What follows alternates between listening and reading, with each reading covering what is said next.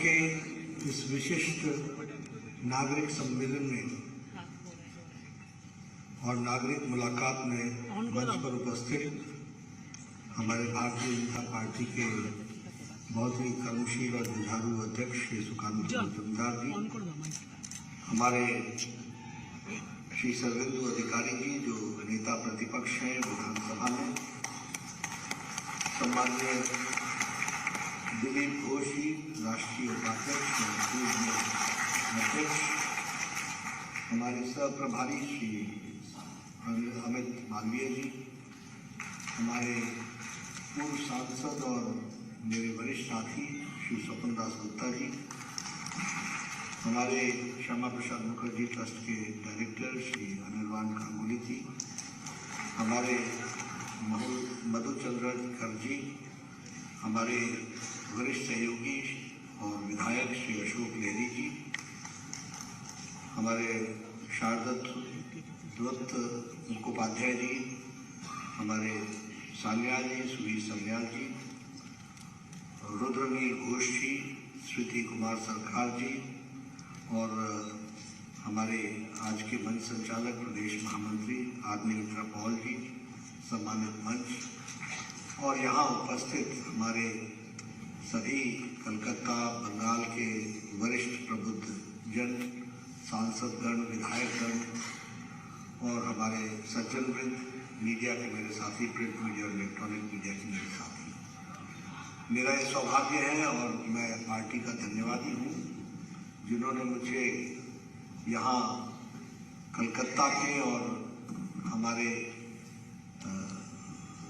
Waste Bengal के प्रबुद्ध नागरिक बंधुओं के साथ मिलने का सौभाग्य दिया और उनके साथ मुझे बातचीत करने का भी मौका दिया। मैं अपनी ओर से और पार्टी की ओर से उन्हें धन्यवाद देता हूं और आप सबको अभिनंदन करता हूं कि आप सब लोग इस कार्यक्रम में शामिल हुए। मैं बैठा बैठा सोच रहा था कि मैंने अभी सान्याल साहब को सुना, मैंने अभी अपने स्थिति जी को सुना और हमने शारदत्त जी को भी सुना। तो सबसे पहले तो जो उन्होंने बात बताई हम सबके सामने, उसमें जो मैं महसूस करता हूँ कि एक स्थिति क्या जो उन्होंने हमारे सामने रखी है। तो जब हम बंगाल की बात करते हैं तो हम तो उस बंगाल को जानते हैं जो स्वामी विवेकानंद रामकृष्ण परमहंस का बंगाल था। हम तो उस बंगाल को जानते हैं जो What India thinks tomorrow, Bengal thinks today, ये वाला बंगाल जानते हैं। और हम उस बंगाल को जानते हैं जहाँ श्यामा प्रसाद मुखर्जी जैसे लोग पैदा हुए, राजा राम मोहन राय पैदा हुए, श्री अरबिंदो ने जहाँ पर अपना काम किया, यानी रिलीजियस लीडर्स, सोशल रिफॉर्मर्स, सांस्कृतिक दृष्टि से, लिटरेचर की दृष्टि से जिसने देश को दिशा दी, सबसे पहले तो उस बंगाल को मैं नमन करता हूं और उसको मैं साथ ही साथ जो स्थिति आज बंगाल की है उसकी चर्चा करेंगे, लेकिन मैं इसमें बहुत निराश नहीं होता हूं और मैं बहुत निराशा भी नहीं करता हूं, क्योंकि आज से कुछ साल पहले तो 2014 से पहले तो यही स्थिति तो देश की भी थी। आज बंगाल की रह गई है लेकिन देश की स्थिति भी तो ऐसी थी। लूट, एम्बेजलमेंट, करप्शन, स्कैम, नेपोटिज्म, भाई भतीजावाद, पॉलिसी पैरालिसिस, देश का नाम दुनिया में करप्ट नेशंस में तो अग्रसर होकर के उभरता था। Everywhere there was scam and scam. But today, after 8 years of Modi regime, we can say that Modi है तो मुमकिन है।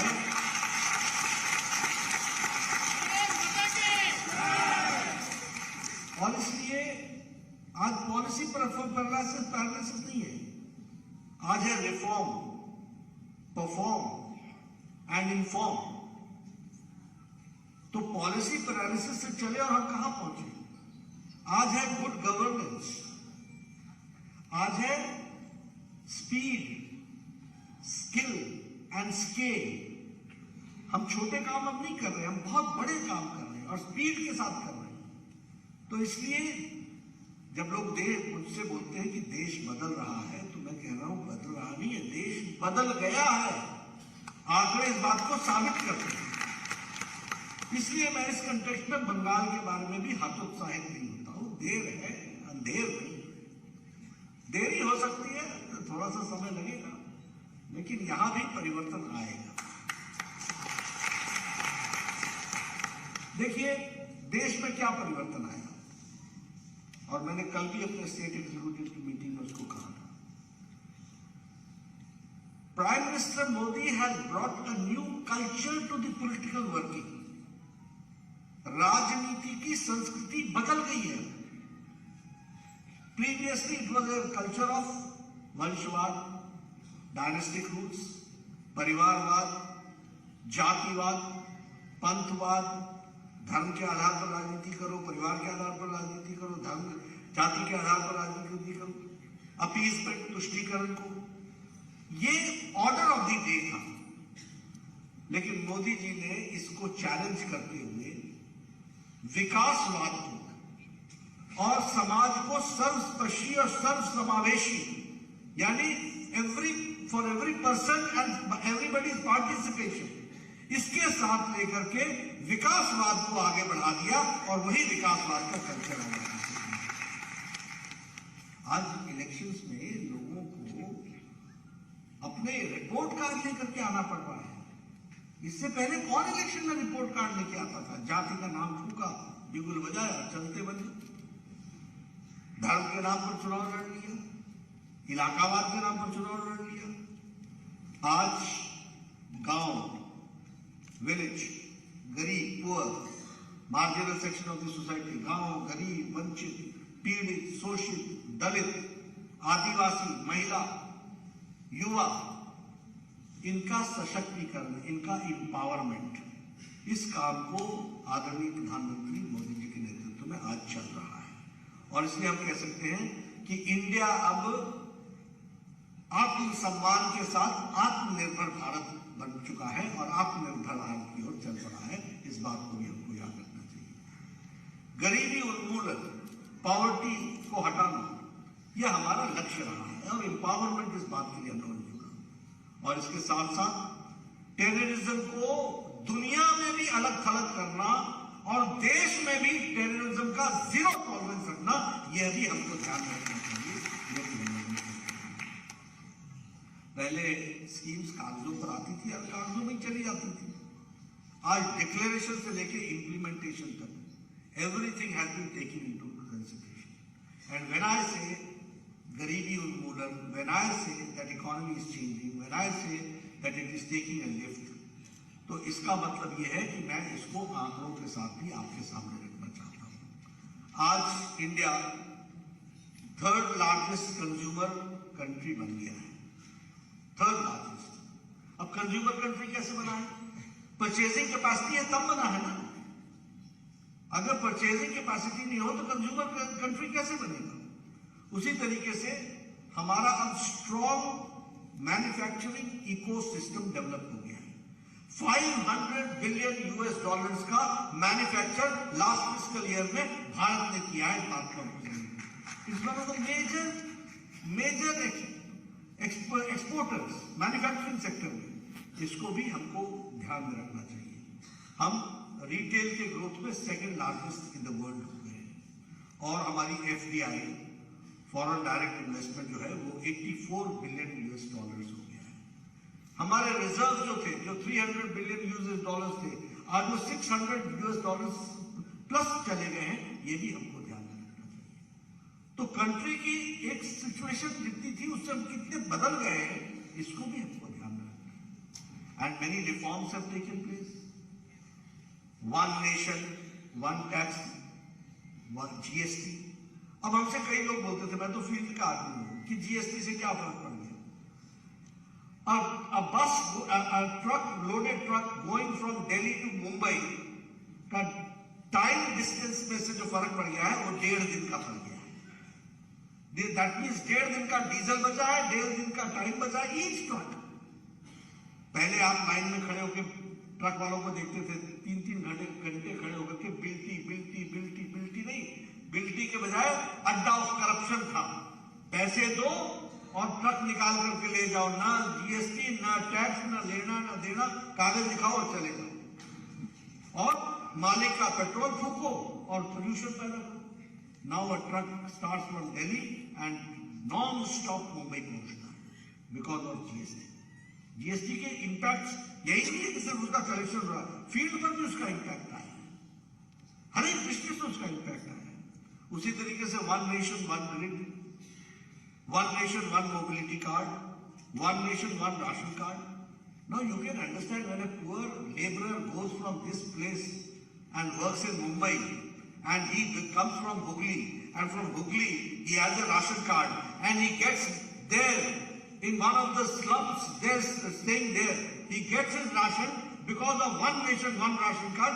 This is the difference with the poor को महसूस होता है. तो देश के बदलने की दृष्टि से अगर हम देखें तो बहुत परिवर्तन हुआ है. और अगर हम कहें तो ब्रॉडबैंड यूजर्स जो थे वो 6.5 करोड़ थे 2014 में. Now the users are 78 crore. तो आप समझिए कि एक मिडिल क्लास व्यक्ति के लिए और कॉमन मैन के लिए डेवलपमेंट का कितना बड़ा इम्पैक्ट है वो भी हमको समझना चाहिए. पंचायत जो ऑप्टिकल फाइबर से जुड़ी हुई थी, panchayat their number in 2014 was 100. Now the number is 2,50,000 ग्राम पंचायत सब कनेक्टेड विद ऑप्टिकल फाइबर.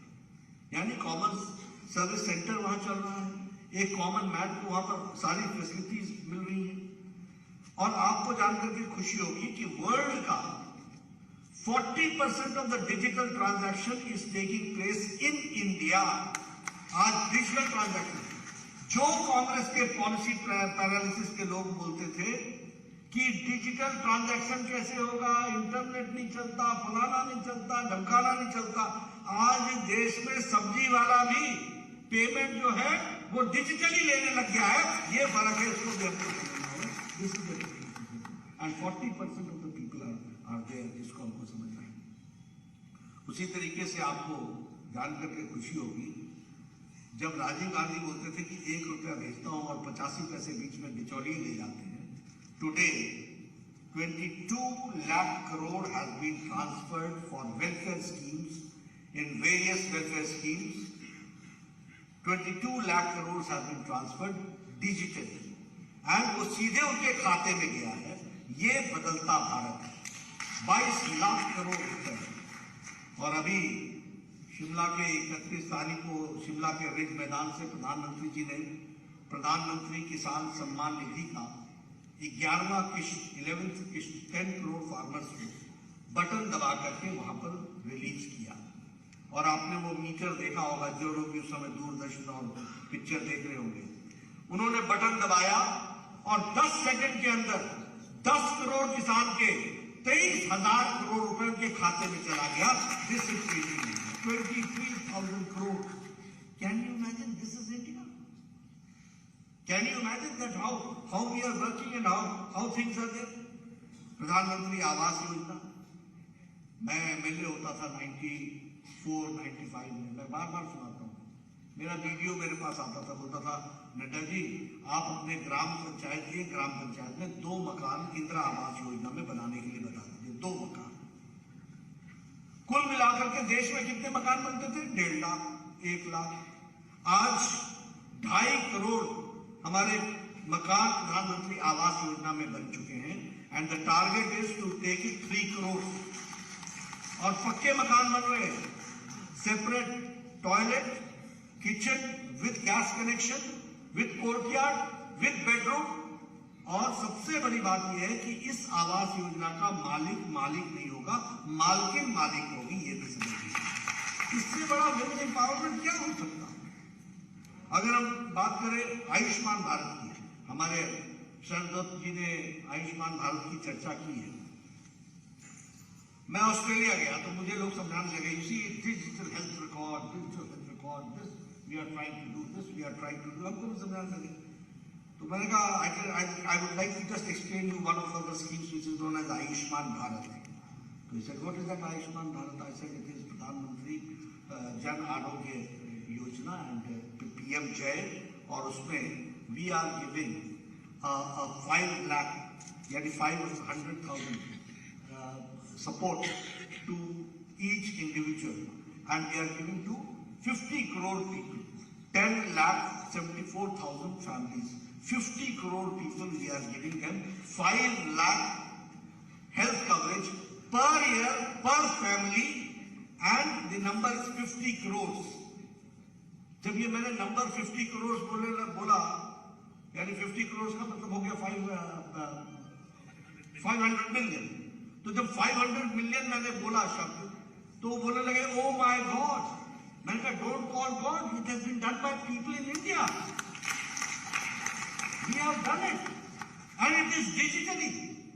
और इसमें सबसे बड़ी खूबसूरती की बात यह है कि अगर कैलकाटा का व्यक्ति मुंबई में जाकर के अपना टाटा कैंसर हॉस्पिटल में इलाज कराता है, तो मोदी जी का पैसा कैलकाटा नहीं आएगा, it will go directly to Cancer Center Tata on the account of West Bengal and will straight reach there. This is digital transaction which we have done. And it is cashless. It is cashless. And what is the number? 10 crore 74 lakh family, 10 lakh 74,000 families, 50 crore people.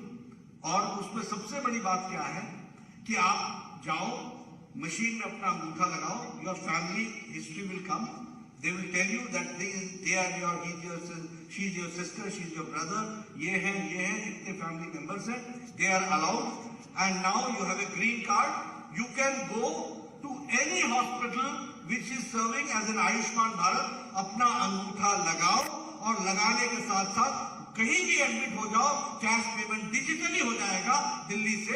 यह सुविधा इसमें दी गई है। And who are the beneficiaries? It is not on caste. It is on caste, economic caste census. और उसमें जो है by profession है, रिक्शा वाला, फेरी वाला, रेडी वाला, ठेला वाला, auto rickshaw, lift man, cleaner, barber, marginal section of the society, they are the beneficiaries जिनको ये बेनिफिट मिल रहा है। आप बताइए ये बदलता भारत है कि नहीं है? और 3 करोड़ लोगों ने इसका लाभ उठा लिया है, 23,000 करोड़ रुपए भारत सरकार दे चुकी है, इसको भी हमको ध्यान रखना है। और यहां हमारी ममता जी बोलती है होबे ना। हमारे आयुष्मान के सारा लिटरेचर नाली में फेंकवा दिया। अब शरदत जी बोल रहे थे, मैं उस समय बोला भी, मेरे को इन्होंने 2015-16 से लेकर के 2017 तक डेंगू का रजिस्टर नहीं भेजा कि डेंगू में केसेस कितने हुए और डेंगू में डेथ्स कितनी हुई। जब मैं डॉक्टरों के पास अपनी सेंट्रल टीम भेजी तो कहने लगे, डॉक्टर घबरा गए, बोल लगे नहीं हमने नहीं रिपोर्ट करना, आप हेल्थ मिनिस्टर से बात कीजिए। डॉक्टर ने बोला हेल्थ मिनिस्टर से तो मेरा हेल्थ मिनिस्टर बात करेगा, लेकिन मैं तो आपसे बात करूंगा। See the plight of West Bengal कहां लाके खड़ा किया होगा, where people are dying of dengue and the doctors are being threatened that you are not allowed to report as dengue case in the death cases. This is humanity. आप waste Bengal में क्या रहते हो, कैसे होता होगा, क्या स्थिति होगी? और डॉक्टर्स को धमकी मिलती थी। इसलिए मैंने कहा देर है अंधेर नहीं, समय बदलेगा, यहां भी आयुष्मान भारत भी आएगा और केसेस भी रिपोर्ट होंगे, ये भी हमको ध्यान रखना। हमने कभी सोचा था कि अटल पेंशन योजना फार्मर्स को लगेगी और लेबरर्स को लगेगी। आज 3,000 रुपीज फार्मर्स को लग रही है और 2 करोड़ लोगों को पेंशन लग गई है।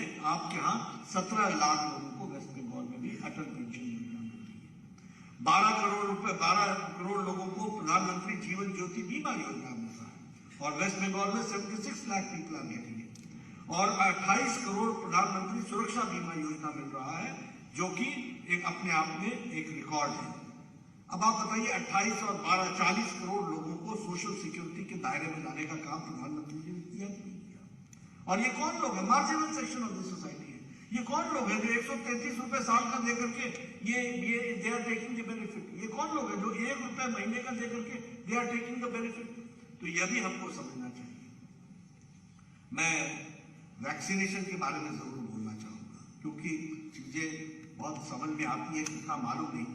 अब मुझे शायद if I am correct, you correct मी, यहाँ पर बैठे लोग, when I was a health minister, I came to visit one of the hospitals. So I was told that malaria ka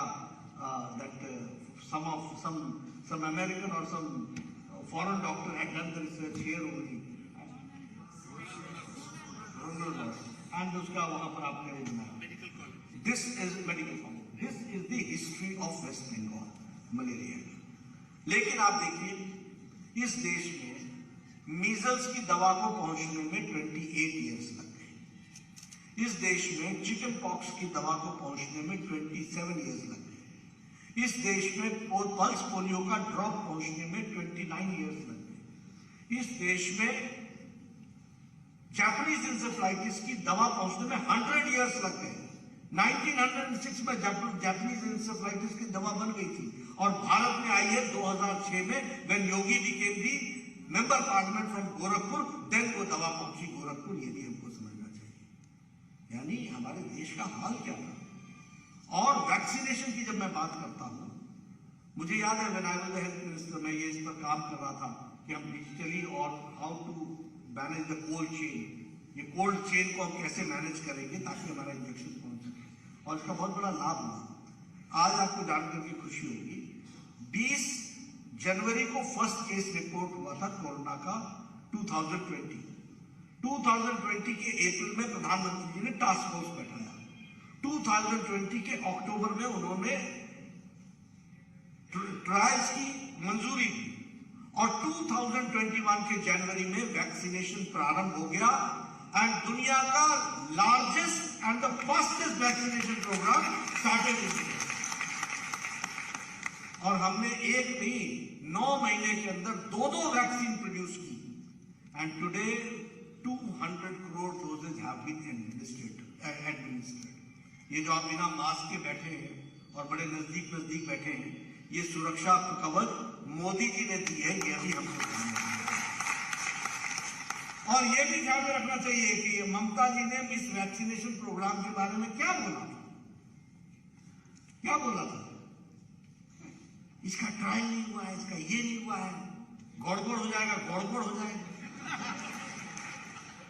अपने वैक्सीनेशन लगा लिया, बाकी के लिए गड़बड़ हो जाएगा।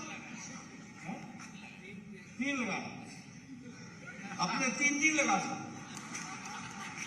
और दूसरों के लिए गड़बड़ हो जाएगा।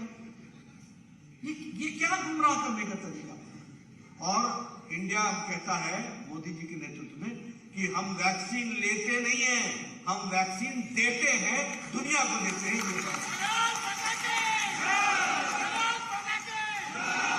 100 कंट्रीज को वैक्सीन मैत्री में हम लोगों ने 18 करोड़ 50 लाख वैक्सीन डोजेज हमने पहुंचाई है and you will be happy to know that 48 countries को हमने मुफ्त पहुंचाई है। 2.5 करोड़ 48 कंट्रीज। कैसे इंडिया, अब आप इंडिया का नक्शा देखो ना, इंडिया की तस्वीर देखो ना, फिर कैसी बनती होगी। When we give vaccine to 48 countries and the number is so huge, 2.5 crore. तो ये आज हमारी स्थिति आकर के खड़ी हुई है, इसको भी हमको वैक्सीन मैत्री की दृष्टि से समझ लेना चाहिए। आज ये प्रधानमंत्री गरीब कल्याण अन्न योजना के तहत और बाकी इंटरवेंशन के तहत आपको जान के खुशी होगी कि इंटरनेशनल मॉनिटरी फंड ने Ashok Lahiri will correct me has projected that the India's growth rate will be 8.7% and also America को उन्होंने जो प्रोजेक्शन किया है वो 4.4% किया है और हमारी गरीबी की रेखा 22% से रिड्यूस होकर के 10% पर आ गई है। मतलब 12% पीपल बिलो पॉवर्टी लाइन से निकल गए हैं। ये बदलता भारत है, इसको भी हमको ध्यान रखना चाहिए। और एक्सट्रीम पॉवर्टी 0.8% पर ला करके खड़ी कर दी गई। Per capita income in 2014 was 79,000 per year per person. Now it is 1,50,000 per year per person average. This is the difference which has taken place. Literacy rate in last 8 years is from 69% to 75%. और all India of medical sciences, there was only one all India of medical sciences open. Vajpayee ji opened 7 all Indians of medical sciences. Modi ji opened 15 all Indians of medical sciences, and we gave to one to Calcutta, Kalyani also. All Indians of medical sciences was given to West Bengal also. And not only that, 170 medical new colleges have been given.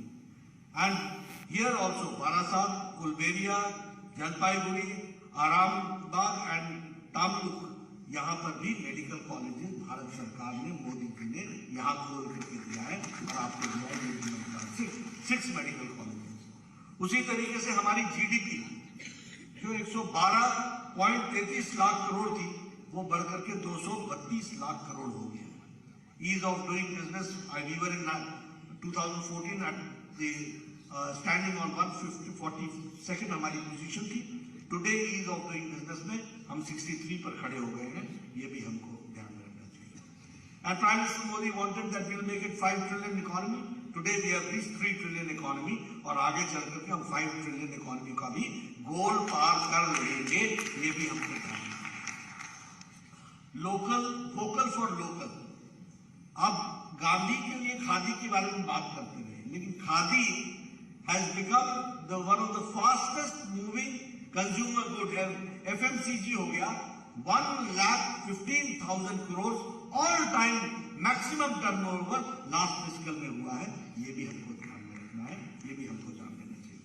Startups की बात करें, agriculture budget की बात करें, agriculture budget was 23,000 crore, now it is 1,24,000 crore. अभी हम 2 लाख करोड़ रुपए हम डिस्ट्रीब्यूट कर चुके हैं प्रधानमंत्री किसान सम्मान निधि के तहत. तो बहुत से डेवलपमेंट्स हो रहे हैं. उसी तरीके से एग्रीकल्चर की दृष्टि, टेररिज्म की दृष्टि से भी आप देखिएगा तो जीरो टॉलरेंस है. अगर कहीं उरी होती है तो हमारे यहाँ सर्जिकल स्ट्राइक होता है, अगर पुलवामा होता है तो हमारे यहाँ एयर स्ट्राइक होता है. जवाब, बॉर्डर पर जवाब देने का और जीरो टॉलरेंस रखने का, यह भी हम लोगों ने ध्यान रखा है.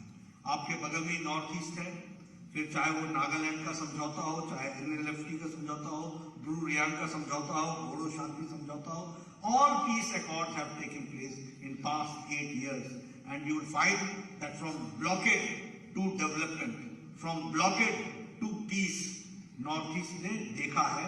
And Prime Minister Modi has visited 50 times Northeast in last 8 years. 50 times.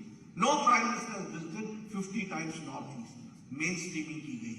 तो मैं तो आपके सामने एक श्रृंखला रख सकता हूं सारी बातों की जानकारी के लिए.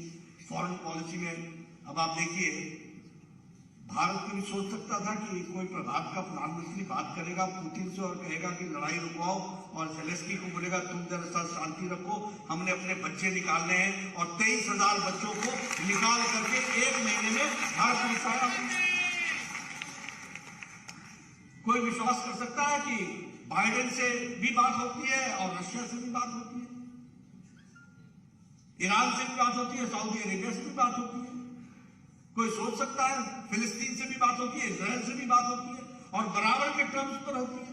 और पड़ोसियों को हम लोगों ने पूरा का पूरा मान सम्मान ध्यान रखा है, और पड़ोसियों को नेबर्स फर्स्ट इस पॉलिसी को भी हम लोगों ने ध्यान में रखा है. तो आज अगर हम फॉरेन पॉलिसी की बात करें तो इंडिया की बदलती हुई छवि हम सबके सामने है. हमने अफगानिस्तान से व्यक्ति भी लाए और व्यक्ति के साथ साथ गुरु ग्रंथ साहब को भी सुरक्षित वापस लाए. लेबनान से लोग लेकर के आए, यमन से लोग लेकर के आए, यूक्रेन से हमारे बच्चे उनको वापस लेकर आए. कौन सा देश है जो अपने बच्चों को 104 सॉर्टीज की है भारत में, 90 सॉर्टीज हमारे सर्विस फ्लाइट्स की गई है, और 14 सॉर्टीज हमारी ये एयरफोर्स की गई है, और 104 सॉर्टीज करके 23,000 बच्चों को भारत लाने का काम किया. तो इसलिए एक बदलता भारत जो हम सबके सामने है वो हम लोगों ने देखा है, और उसको हमको आगे बढ़ाना है और उसको हमको संभाल करके आगे ले चलना है. ये मैं जरूर कहना चाहूँगा. अभी चर्चा हमारे सान्याल साहब ने भी की, हमारे स्मृति साहब ने भी की, हमारे शरद दत्त जी ने भी की. एक ने स्वास्थ्य के बारे में कहा, एक ने ह्यूमन राइट्स के बारे में कहा, एक ने हमारे स्मृति साहब ने एजुकेशन के बारे में कहा. मैं इसको आश्चर्य नहीं मानता क्योंकि जब ह्यूमन राइट्स ने कह दिया कि here it is the rule of the law of the rulers, not the rule of the law, तो ये यहां का ऑर्डर ऑफ द डे है। लेकिन मैं कल से एक बात यहां पर बोल रहा हूं, क्योंकि लोगों को राजनीति के बारे में कितनी जानकारी रहती है मुझे नहीं मालूम, तो मैं तो बचपन से सब चीजों को देखता रहा हूं। लालू के सामने ममता जी क्या है, और मैंने लालू का रजीम देखा है, जब बोलते थे जो कहे लालू वही सही, न खाता न दही वही सही, हम ही विधान है, हम ही संविधान है। आजकल विधान और संविधान के साथ जेल के अंदर लोग कहते थे जब तक वो समोसे में रहेगा आलू तब तक रहेगा लालू, है लालू जेल में। कौन सोचता था कि इनकी सरकार जाएगी, गई। कल हम सुबह सुबह उठे तो हमको न्यूज मिली कि एक नए पेशी में लालू जी पेश होंगे। मैंने कहा अभी तो और पेशियां आनी बाकी है। कौन सोचता था, कौन सोचता था कि मुलायम सिंह जी की सरकार चली जाएगी, चली गई एक के बाद एक। इनकी तूतियां बोलती थी। एक बात ध्यान रखिएगा, गलत करने वाला कभी चलेगा नहीं और सही चलने वाला कभी रुकेगा नहीं, इस बात को हमको समझना है। इसलिए थोड़ा देर है, इसमें कोई दो राय नहीं है, हम लड़ रहे हैं। ये भी देखिए विडंबना मैं आपके सामने कहता हूं, सारी डायनेस्टिक पार्टीज और रीजनल पार्टी जो आज डायनेस्टिक पार्टी बन रही है उससे लड़ रहा है तो बीजेपी लड़ रही है, बाकी तो कोई पार्टी नहीं लड़ रही। जम्मू कश्मीर से उठा करके नीचे तक आ जाओ, सारी पार्टियां परिवार की पार्टियां हो गई कि नहीं हो गई? यहां भी बताइए तो ये पीसी भाईपों की पार्टी है ना, बाकी तो सब ताली बजाते हैं। हाँ क्या नाम पोस्ट सब वही है, और क्या, क्यों हुए, ऐसी क्या स्थिति बनी? और इससे लड़ेगा कौन? इससे लड़ेगा भारतीय जनता पार्टी, और हम ही जीत हासिल करेंगे, ये बात हमको स्पष्ट है। और मुझे भी दुख होता है, अब ये 4th highest number of cases of murder, मैं एनसीआरबी की रिपोर्ट बता रहा हूं, 4th highest murder cases West Bengal, highest number of attempts to murder case West Bengal, highest number of cases of grievous hurt West Bengal, 3rd highest total number of violent crimes West Bengal, हमारे और maximum number of cases West Bengal. और हमारी ममता जी बोलती है छोटो घटना हो, क्या है, क्या तरीका है? As per national records 1069 cases of rapes, 944 incidents of attempt to rape, maximum number of kidnapping of women and human trafficking is West Bengal. और अगर डेट की दृष्टि से देखा जाए तो 9 लाख करोड़ पर पहुंच गया है। सीबीआई को यहां पर आने नहीं देते हैं मिसलीड्स को बचाने के लिए, हाई कोर्ट को ऑर्डर करना पड़ता है और वो लड़ाई लड़ी जाती है और हाई कोर्ट कहता है कि सीबीआई की इंक्वायरी करो। तो ऐसे ये सिचुएशन है आज वेस्ट बंगाल की। Then no I very sympathise, और हम आपके साथ खड़े हैं, लेकिन मैं आपको बताता हूं कि लीगल लड़ाई संन्याल साहब लड़ेंगे, इनकी फ्रेटर्निटी लड़ेगी, लेकिन पॉलिटिकल लड़ाई धरती पर हम लड़ करके निकलेंगे, ये बात का हम आपको विश्वास दिलाना, ये हम आपको बताएंगे, और इसमें हमको सफलता मिलेगी। मैं आज भी कह रहा था, वो कोरोना नहीं आया होता तो इसी बार हमारा झटका ठीक से लग गया होता। वो तो 17 तारीख 16 तारीख के बाद 4th फेज के बाद हमारा प्रचार ही हम नहीं कर पाए, because if you remember after 14th April, after 14th-15th April, 4th stage के बाद campaign had to come to a standstill, and for 4th phase, 5th phase, 6th phase, 7th phase went without campaign। नहीं तो जो हमारा campaign था और जो speed थी और जिस तरीके से ममता जी के साथ चुनाव हो रहा था, तो उसमें जो होता वो होता। लेकिन चलिए हो गई बात, कोई बात नहीं, अगला चुनाव फिर से आएगा, कोई दिक्कत की बात नहीं, कौन सा कुंभ का मेला है, फिर 5 साल बाद आएगा, हम उसको अच्छे से लड़ करके जीतेंगे, ये आपके आशीर्वाद से। और हमको एक बात जरूर करनी, we have to maintain and uplift the Bengali pride, उसको संभाल करके आगे निकलेंगे, वो गौरव का विषय है।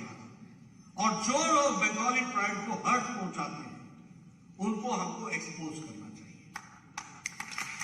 और बंगाली प्राइड सिर्फ लिटरेचर में नहीं छुपा हुआ, बंगाली प्राइड एक्टिविटीज में है, बंगाली प्राइड रविंद्र संगीत में है, बंगाली प्राइड हमारे सर्वेंट्स में, जो हमारे विवेकानंद जी ने जो कहा उसमें बंगाली प्राइड छुपा हुआ है। उसके लिए लड़ना, राइटनेस के लिए लड़ना, गरीब के लिए लड़ना और उसको आगे बढ़ाना, ये हमारा बंगाली प्राइड है जिसको हमको आगे बढ़ाना है। हमारे को लिटरेचर को आगे बढ़ाना है। हमको इस प्रदेश को सिंडिकेट्स का प्रदेश नहीं बनाना है। हमको इस प्रदेश को टोलाबाजी का प्रदेश नहीं बनाना है, कटमनी का प्रदेश नहीं बनाना है, माफियाज का प्रदेश नहीं बनाना है। हमको यह प्रदेश विद्वता से परिपूर्ण, विकास से परिपूर्ण, डेवलपमेंट के साथ दिशा देने वाला इस बंगाल को उस स्थान पर ले जाना है और उस स्थान पर ले जाने में हम कोई कसर नहीं छोड़ने वाले हैं। आपका साथ चाहिए, आपके साथ लेकर के हम इसको पूरा करेंगे, यही मैं कहना चाहता हूं। और मुझे पूरा विश्वास है, अब आप कहिएगा कि हम बहुत कम लोग यहाँ जो हमारे हॉल में बैठे लोग हैं, मैं कहता हूं आप याद रखिएगा किसी समय में वो हमारा कौन सा ग्राउंड है जहां मोदी जी बोले थे, ब्रिगेड ग्राउंड, ब्रिगेड ग्राउंड में भी हमारी विजय रैली होगी। इस बात को आप याद रखिएगा। और हमारे बंगाल परसों जो मेरा स्वागत हुआ और जो मैं रिपोर्ट देखता था, मैंने कहा क्या बोलते हो, बंगाल का व्यक्ति देखो क्या इसके हाथ फड़फड़ा रहे हैं कुछ करने के लिए, इनका मन लिफ्ट लेते हुए कुछ ना कुछ नया करना चाह रहा है। ये तंग है इस टोलाबाजी, कटमनी, माफिया, ये स्टेट स्पॉन्सर्ड टेररिज्म, ये पुलिस एक मूक दर्शक, ये ज्यादा दिन नहीं चलेगा। और इंडिया और Indian society is always a living society. It reacts at the right time and gives the right reply. That we have to understand, and it will be given. So, I understand your sentiments and I respect your sentiments. तो मैं इस बात को कहना चाहता हूं कि लेकिन we will fight it out politically. और इसलिए मैं आपसे अंत में यही कहना चाहता हूं, आप लोगों ने मेरी बात सुनी, आपका बहुत बहुत धन्यवाद। लेकिन विश्वास रखिए, हम आगे बढ़ेंगे, आपके सहारे बढ़ेंगे, आपके आशीर्वाद से बढ़ेंगे और हम सफल होंगे। इन्हीं शब्दों के साथ बहुत बहुत धन्यवाद। एक पॉइंट नड्डा जी एक पॉइंट, आफ्टर इंडिपेंडेंट इतना बड़ा जो इंक्वायरी हो रहा है सीबीआई का, नो पनिशमेंट इन वेस्ट बंगाल, इसका आप जरा अमित शाह जी से बात कीजिए, जी से बात कीजिए, नहीं तो लोग गाली दे रहा है। ধন্যবাদ জানাই क्या तुम लोगों से সর্বভারতীয় সভাপতি